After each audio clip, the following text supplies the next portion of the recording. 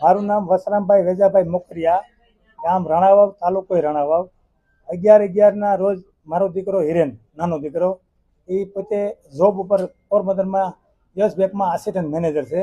એ motorcycle લઈ અને ઘરેથી નીકળ્યો, રાણાવાવ બાયપાસમાં પીગ્યા।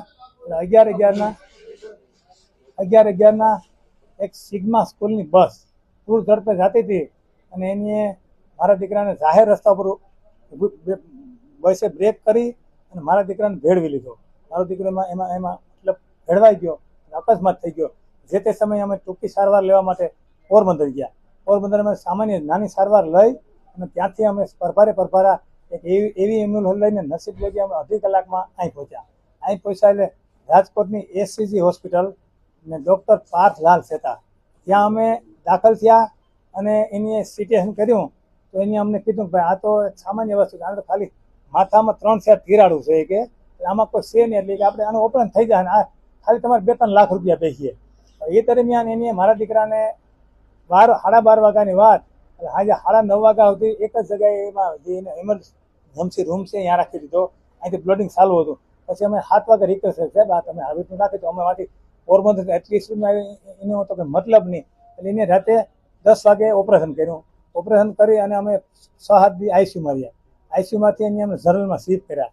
મારા દીકરાને બેંકમાં નોકરી કરતો હતો એટલે કેશલેટ આપણે કે જે એનો વીમાનું પોતે વીમા કંપનીનું કવચ હતું ને એ અમે રજૂ કર્યું। એટલે અમારે જે 7 દીમાં 3 લાખ રૂપિયા 4 લાખ રૂપિયા અમારું એમાંથી પૈસા કપાણા। પછી આ લાલ શેતાનને આનું મેનેજમેન્ટ એને કેવું થયું કે આની પાસે આવડી વીમા પોલિસી છે તો આપણે વીમા પોલિસી ખાઈ જાવી, એટલે એની જનરલમાં અમને 2 દી મોકલી અને પાછું એક એવું ઇન્સન માર્યું છે, એ ઇન્સનમાં એની ભૂલ છે। એટલે મારા દીકરાને એમાંથી નેમોનિયા તાવ થયો। નેમોનિયા તાવ થયો ખતરનાક નેમોનિયા, એનાથી વર્યો નહીં, એટલે દહક દી સુધી એને તાવનો પ્રોબ્લેમ રહ્યો। પછી એને અમુક એન્ટીબાયોટિક અમે એવા ગંભીર બધા એવા ઇન્સન માર્યા।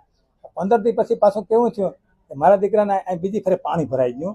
એટલે પછી પાણી ભરી ગયું, પોતે તો આવીને એને પોતાના લાલ શેતાનને તો એને ખબર જ નથી કે પાણી ભરી, બીજા ડૉક્ટરને એક વિઝિટ કરાવતા એની આમ કીધું કે હિરેનભાઈ મુવમેન્ટ નથી આપતો, તો પાછું રાતે ચેક કર્યું ને તો હિરેનભાઈને પાણી ભરાઈ ગયું। એટલે બીજી મતલબ એને બીજું ઓપરેશન કર્યું। એ થઈ ગયા પછી ધીમે ધીમે પાછો હિરેનભાઈ ભાનમાં આવતો હતો। જે તે સમયે આઈસીયુમાં હોય તો એને આખી બોડી ચેક કરવાનો એનો અધિકાર છે, આઈએસસીજી વાળાનો કહેવાય કે પાર્થલાલ અહીં થોડુંક લાગેલું હતું સામાન્ય। અમે કીધું કે તમે શરીર આખું જોઈજો, અહીં એક હિંસક લાગેલો હતો, એ મને શનિવારે એને કીધું કે હિંસક છે, ખાલી સામાન્ય શેકો મારવો। એ શનિ, રવિ, સોમ ને મંગળવારે એને અહીં કર્યું પોતે ઓપરેશન, તો 5 ઇંચ એવડો મોટો શેકો મારી દીધો, એ કાઢી લીધું। એનો વિષયનું તો સતાઈને કાઢી લીધું, એ થઈ ગયું। એને પૈસા સારું થઈ ને 5 દી સારું